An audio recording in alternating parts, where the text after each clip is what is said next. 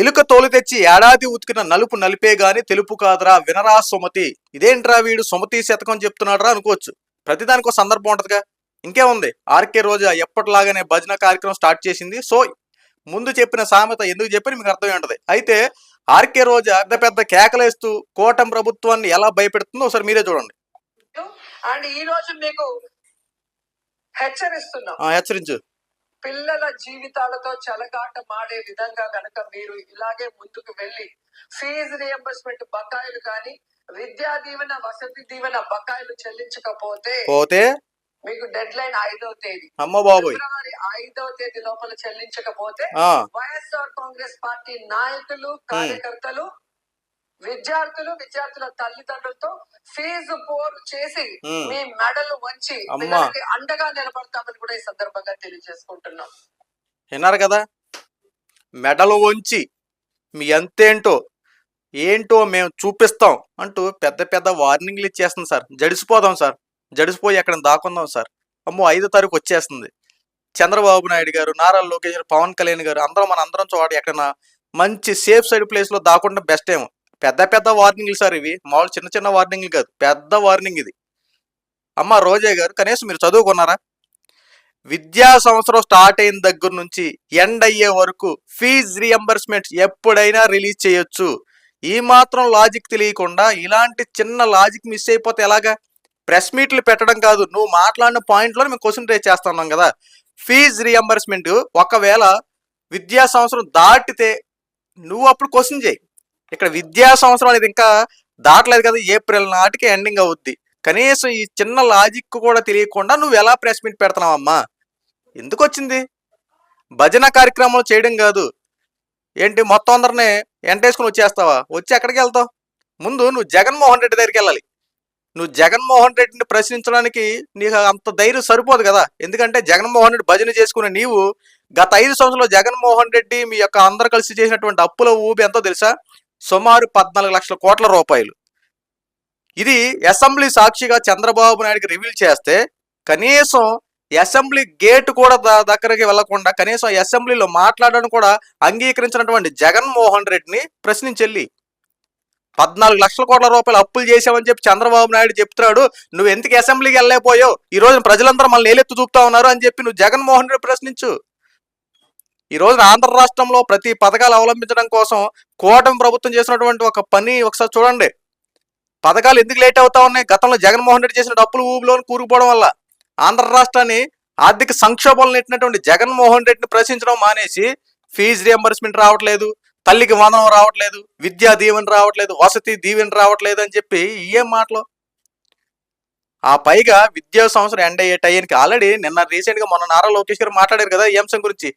తల్లికి వందనం మేము ఇస్తానన్నటువంటి ప్రతిదీ మేము అందజేస్తాం, అలాగే ఫీజు రియంబర్స్మెంట్ కూడా మేము అన్ని చక్కగా లైన్ చేస్తా ఉన్నాం, ప్రతిదీ మేము అన్న మాట ప్రకారం విద్యా సంవత్సరం లోపే మేము లైన్ చేస్తామని చెప్పి నారా లోకేష్ గారు చాలా స్పష్టంగా చెప్పారు. మరి మీ కళ్ళు ఎక్కడ పెట్టుకున్నా నాకు అర్థం కావట్లేదు రోజా గారు. వాస్తవాలు మాట్లాడుకోవాలి కదా ఈ రోజున. ఇంకా పెద్ద పెద్ద వార్నింగ్లు ఇవ్వడంలో ఆర్కే రోజా కొద్దిగా కాస్త ముందుకు స్పీడప్ అయ్యి ఇంకేం మాట్లాడుతుంది చూడండి. అండ్ ఫైనల్ గా ఒకటి చెప్పాలనుకుంటున్నాను. చెప్పు, ఫైనల్ గా చెప్పు. ఈరోజు ప్రభుత్వానికి ఎలా సంక్షేమాన్ని అందించాలి, ఎలా అభివృద్ధి చేయాలని చేత కాకపోతే జగన్మోహన్ రెడ్డి గారిని తిట్టడమో, మా లాంటి వాళ్ళ మీద ట్రోల్స్ చేయడం, వల్గర్ గా పోస్టులు పెట్టడమో కాదు. ఎలా పని చేయాలో జగన్ గారి దగ్గర క్లాసులు తీసుకుంటే నేర్పిస్తారు. చిన్నవాడైనా మొదటిసారి ముఖ్యమంత్రి అయినా ప్రజలకు ఇచ్చిన ప్రతి వాగ్దానాన్ని రాష్ట్రంలో ఎలాంటి పరిస్థితులు ఉన్నా కూడా సమర్థవంతంగా అందించి అందరికి కూడా అన్నలాగా అండగా నిలబడ్డాడు. ఓకే. సంక్షేమ పథకాలు ఎలా అవలంబించాలో, అభివృద్ధిని ఎలా చేసి చూపించాలో జగన్మోహన్ రెడ్డి దగ్గరికి వెళ్ళి క్లాసులు తీసుకోవాలని చెప్తా ఉంది ఆర్కే రోజా. ఎందుకు? మేము గతంలో 150, 160 సీట్లు వచ్చినాయి, ఈ రోజున 11 సీట్లకి ఎలా పరిమితం అయిపోయి ఈ అంశాల మీద తీసుకోవాలి. ఓడిపోవడం ఎలా, ప్రజల్ని మోసం చేయడం ఎలా, ప్రజలకి అన్న మాట ఒకటే, చేసే పని ఒకటే, అభివృద్ధి పేరుతో పథకాలు ఇచ్చేస్తామన్న పేరుతో ఎనమాల దోచుకోవడం ఎలా, దాచుకోవడం ఎలా, పంచుకోవడం ఎలా, ఈ అంశాల గురించి జగన్మోహన్ రెడ్డి దగ్గర క్లాసులు తీసుకుంటే చాలా బెస్ట్. దాంట్లో ఏ అవార్డులు పెట్టినా, నేషనల్ అవార్డులు పెట్టినా, ఇంటర్నేషనల్ అవార్డులు పెట్టినా, ఇంకే అవార్డులు పెట్టినా ఈజీగా ఫస్ట్ ప్రైజు జగన్మోహన్ రెడ్డి దగ్గర ఎవరైతే క్లాసులు తీసుకుంటారో వాళ్ళకి వచ్చేస్తుంది. బహుశా నువ్వు జగన్మోహన్ రెడ్డి దగ్గర ఫుల్ క్లాసులు తీసుకున్నావు కాబట్టి తిరుమల తిరుపతి దేవస్థానం దగ్గర ఏదైతే స్పెషల్ దర్శనాలు అని చెప్పి చక్కగా ఆ టికెట్లను ఎలా అమ్ముకోవాలో ఎలా చేయాలో చక్కగా నేర్పించినట్టున్నాడు. సో ఎనహమాల డబ్బులు బాగానే క్యాష్ చేసావు. ఇంకోటి ఆడుదాం ఆంధ్ర అని చెప్పి దాని వెనక ఎన్ని కోట్లు నొక్కేశారో చక్కగా జగన్మోహన్ రెడ్డి ట్రైనింగ్ ఇచ్చి ఉంటాడు కదా. సో నీ వరకైతే నీకు గురువు జగన్మోహన్ రెడ్డి అయి ఉంటాడు. ఎందుకంటే ఎలా డబ్బులు దాచుకోవాలి, ఎలా దోచుకోవాలి, ఎలా పంచుకోవాలో జగన్మోహన్ రెడ్డి చక్కగా క్లాసులు వివరించి ఉంటాడు. ఈ రోజున జగన్మోహన్ రెడ్డి దగ్గరికి వెళ్ళి క్లాసులు తీసుకోవాలా చంద్రబాబు నాయుడు గారు? రాష్ట్రాన్ని ఎలా అభివృద్ధి చేయాలో 74 సంవత్సరాలు ఉన్నటువంటి చంద్రబాబు నాయుడు గారు ఒక 4 నెలల క్రితం విజయవాడ వరదలు వచ్చినప్పుడు ఆయన చేసినటువంటి పనులు ఒకసారి చూసి తెలుసుకోండి.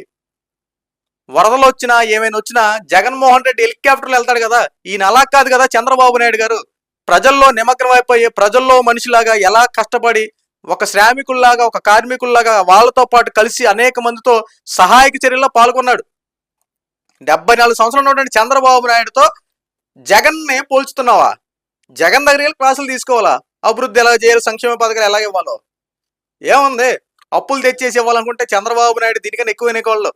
అప్పులు తెచ్చేసి మొత్తం ఆంధ్ర రాష్ట్రం అప్పులు ఊపులు నెట్టాలంటే జగన్మోహన్ రెడ్డి ఒక మూల కూడా రాడు. చంద్రబాబు నాయుడు అలా చేయాలంటే చంద్రబాబు నాయుడు గారి పాలసీ అది కాదు.